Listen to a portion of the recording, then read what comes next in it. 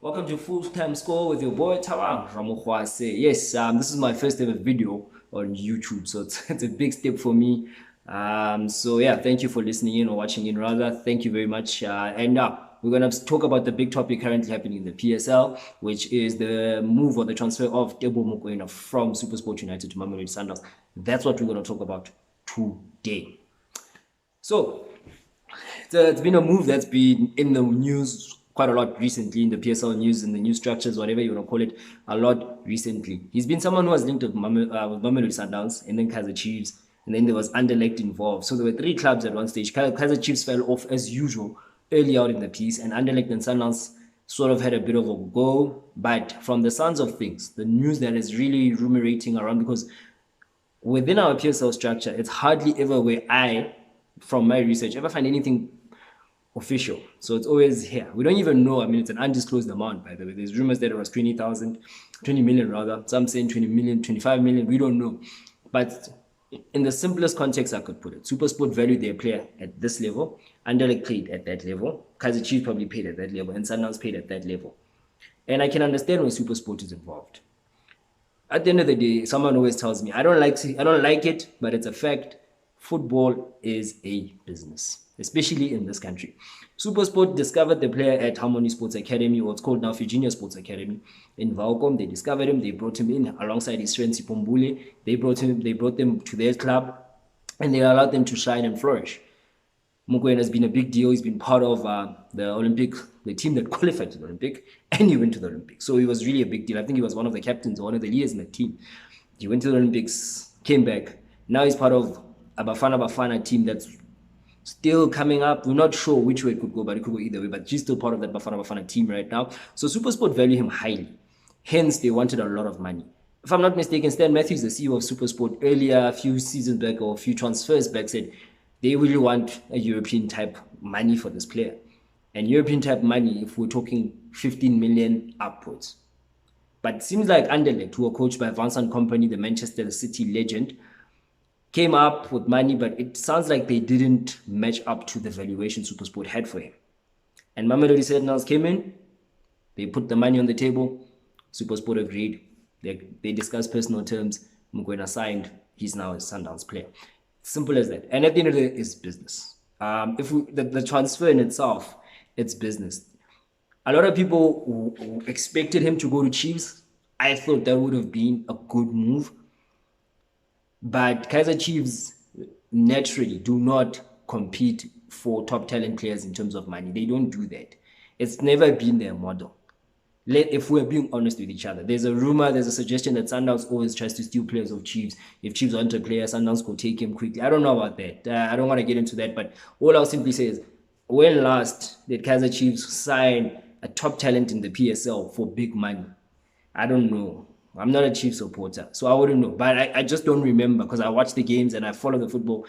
I don't remember. And it's just not their current style. It's not part of their current model. But it's the current model at the Sundowns and even at Orlando Pirates. If we were to break down the player, Mokoena, he's a fine football player. He plays the 8, he can go box to box, he can play in a double pivot 6, in a 4-2-3-1 system.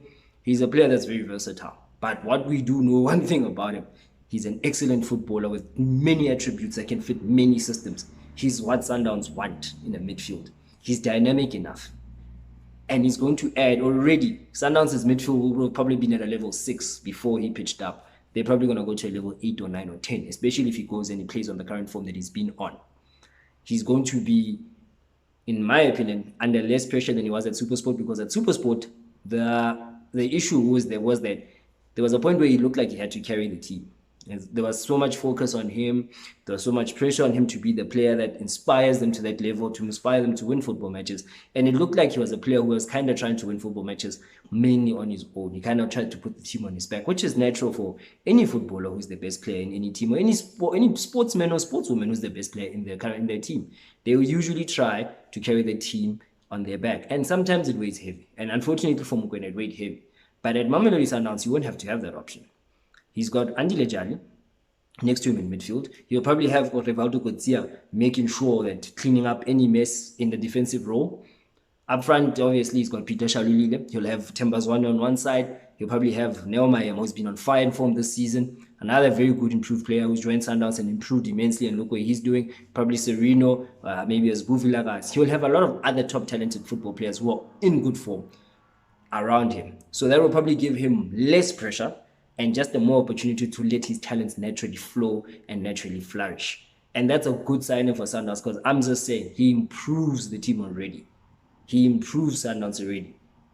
Automatic. Whichever team he would have joined, he would have automatically improved.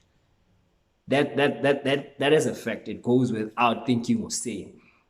So with that said, it's a good signing for Mamelodi Sundowns. And also for the player, we know Sundowns plays top dollar. They pay the most amount and the most fees in South Africa, or rather most wages in South African football. And he's probably one of them. He's probably going to earn maybe 2-3 times as much he was earning at Supersport United, which already is good for him because he can secure his future and his family's future for the next 5 years or so. It's one of those moves, as I said. For me personally, I can look at the football aspect of it, the financial aspect. It's a good move.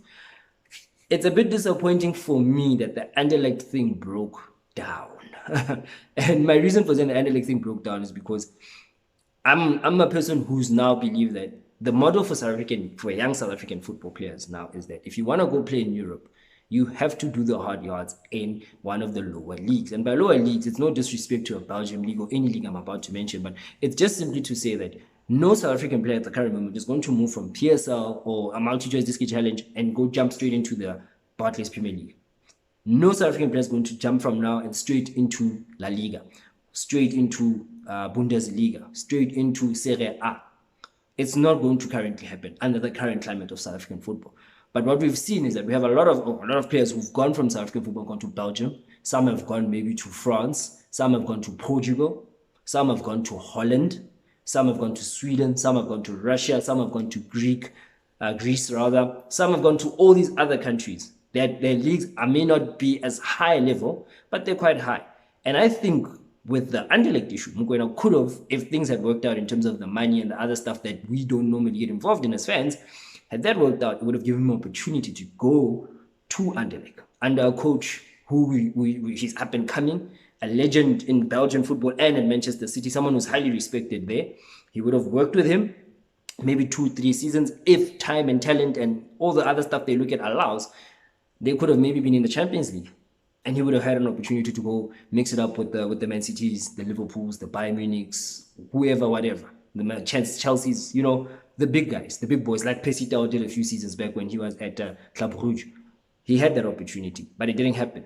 I would have preferred that for him. And it's something that I'm going to say that it channels young players. That's the route young players are going to have to take. Any young player who's trying to go to Europe from South Africa, from the PSL, he's going to have to start in Belgium or a France or a Sweden or a Holland, which is a very good league, or a Greece or a Portugal. Any of those countries that have a good league, and you go there, even if you go to the mid-table of the most mid-table football club you can find, you go there, you play well there. If that team continues on some kind of an upward trajectory, a player can get picked up there by either one of the big boys in the same league. If you're playing in Holland, you're playing maybe at, one of the other teams, Hercules, the team called Hercules. Play at Hercules, you play well. From Hercules, maybe you can move to a PSV Eindhoven, or you can even move to an Ajax Amsterdam. That's an opportunity. Those doors open that way for people, especially from South Africa, and I think largely from the African continent as well, because it's not often nowadays you see someone move from one of the teams in Africa and straight into a bigger team or a bigger league, because that's where you need to start. Football has taught us one thing. I mean, I followed the story of Sadio Mane. Just a prime example to deliver my point. He started somewhere in Senegal. He ended up at Rennes through an academy system they have in Senegal with Rennes. He ended up at Rennes youth side, pushed himself up, ended up in Austria. I think it was RB Salzburg. I stand to be corrected. After that, he went to Southampton. From Southampton, he went to Liverpool. Mo Salah moved from Egypt to Basel, FC Basel in Switzerland. That's a smaller league in European context, but Basel is the biggest team in Switzerland. He played well there, Chelsea. From Chelsea, didn't work out. He went to Italy to Fiorentina. From Fiorentina, he was on loan. He did well. Got sent to Roma. From Roma, got a big signing to Liverpool. And today, what do we have? Mo Salah. You can make as many examples as you want. You can even go as far as thinking about Riyad Mahrez, who plays for Man City, how he got to Leicester City. There's lots of players that you can find. You can even go as far as Edouard Mendy, from the goalkeeper from Chelsea. He was born in France, played in a smaller club, made his way up Chelsea.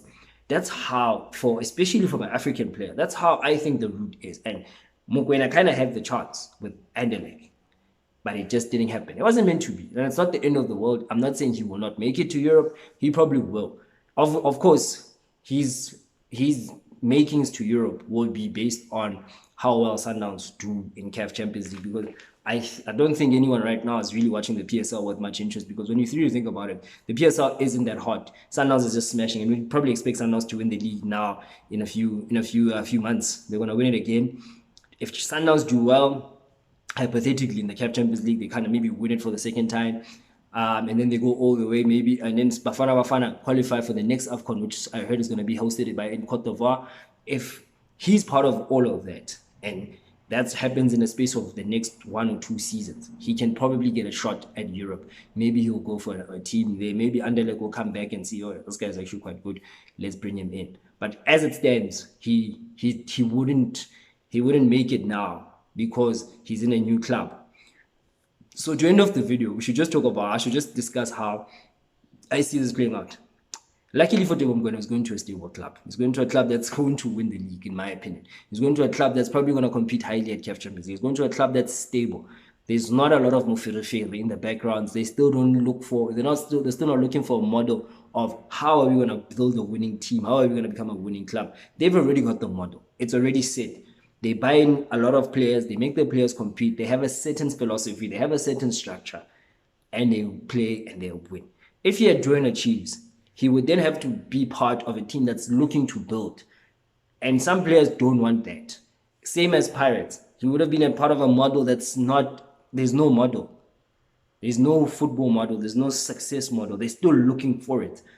Same as Chiefs. Chiefs are not sure right now what they're about. You know, they've got a coach who's doing something that's opposite to the players that are there. Even though they're winning games, they look like it's working, but it's still not 100% there yet. Pirates, no one's really sure what's coming. They're not even sure who their coaches are. They've got 2 interim assistant head coaches or assistant coaches. They don't have a head coach. Then there's the technical team that's not in the same path with the coaches usually. So you want to join an environment like that? I don't think so. You want to join a Kaizer Chiefs, or you're really not sure if that coach who's coaching that team is going to bring the best out of you as a player. It wouldn't make sense. So joining Sundowns, where you really look at it and you look around and you see, Neo Mayema came from Celtics. Look at his improvement. Lala K was signed. Now he's the best left back in the country. Rushen De Rook was signed from Risberg United. He's the best centre back in the country. You know, you look around and you look at other players. Chalulilo was coming from Highlands Park, even though he was the top goal scorer. Now he's one of the best players on the continent. Themba Zwane, one of the best players on the continent.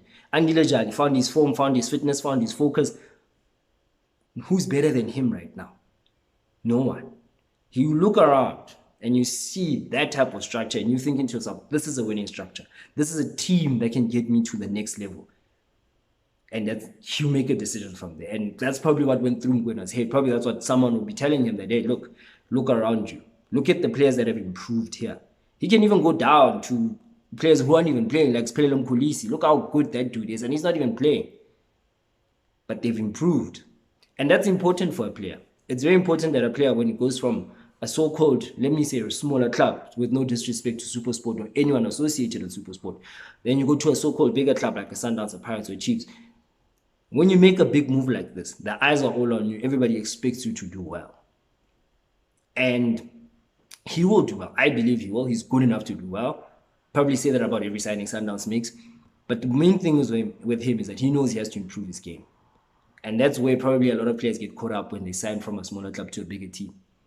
That you need to improve yourself as a player and you need to help the team improve. So if the player improves himself, the team will improve automatically, or his position will improve.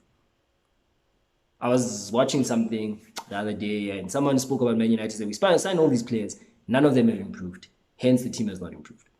And you can say the same thing for Orlando Pirates or Kaizer Chiefs. They sign a lot of players, especially Pirates. But none of those players really get onto the field and improve. And hence, the team can't improve. But at Sundowns, with the spectacular failures they've had, we can talk about George Lebese, George Maluleka, Lakimi Homi. I can go through a whole lot of players. Emilio Tade, players who get mentioned a lot on social media. I can go through a list of them. they've got more players who've actually improved. Rushen Hook improved. Lalake improved. I talked about Jali. He's focused. He's back. He's fit again. ETC. They can go all over. A lot of those players came in and improved, and the club kept getting better, and the team rather kept getting better and better and better and better. And I think Mokoena walks into that type of environment where there's a winning culture, where there's a set model, and there's a way to play, and there's a way to win. And that helps a player because also, as I mentioned, the pressure factor that at Supersport, it looked like someone who we all looked at, hey, dude, carry the team, carry the team. Because if he didn't do a lot of magic, other players didn't seem to do anything. But now he goes to a club where he's like, hey, man, look, you don't have pressure. The only pressure you have is to focus on your job so that no one takes your position. I think it's a good move for Sundowns. It could have been different had he gone to Europe, as I mentioned in the middle of the video. But congratulations to him. And we'll be doing this more often, hopefully, with big stories, with programs, etc. I'll probably be doing a mid-season review of what's what in the PSL right now in terms of news, the logs, the teams that have played, and we'll catch up on all that. For now, thank you for joining me. First video. Finally, I've made my debut on YouTube right now. Looking forward to more videos.